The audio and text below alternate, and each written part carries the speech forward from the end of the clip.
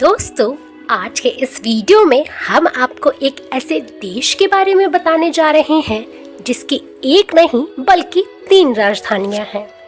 आमतौर पर अभी तक हमें जिन भी देश की जानकारी है उसकी एक या ज्यादा से ज्यादा 2 राजधानियां होती है, जो कि उस देश का सबसे खास शहर माना जाता है और उसी से उस पूरे देश को संचालित किया जाता है।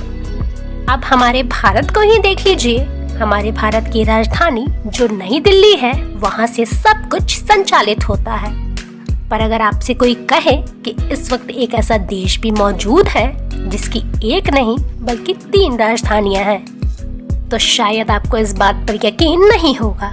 लेकिन हम दक्षिण अफ्रीका की बात कर रहे हैं जिसकी 3 राजधानियां हैं। दक्षिण अफ्रीका की जो 3 राजधानियां हैं उसमें प्रिटोरिया, केप टाउन और ब्लूमफोंटेन शामिल है।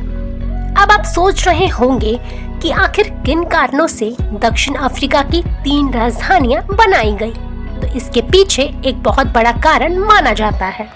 प्रिटोरिया दक्षिण अफ्रीका की प्रशासनिक राजधानी मानी जाती है, जिसमें राष्ट्रपति से लेकर मंत्रिमंडल तक सरकार का पूरा कार्यकारी पैनल मौजूद है।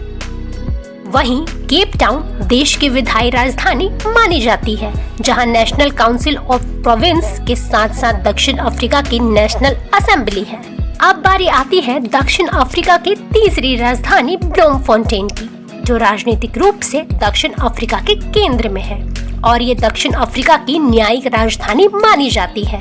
पर अगर इन तीनों राजधानियों के बनने के इतिहास पर एक नजर डालें तो ये काफी दुखद है। जब 1910 में दक्षिण अफ्रीका संघ का गठन हुआ था तो राजधानी को लेकर काफी विवाद हुआ था, क्योंकि रंग भेद, अलगाव और भेदभाव की एक चरम नीति देश में 1948 से पहले से 1991 तक लागू की गई थी।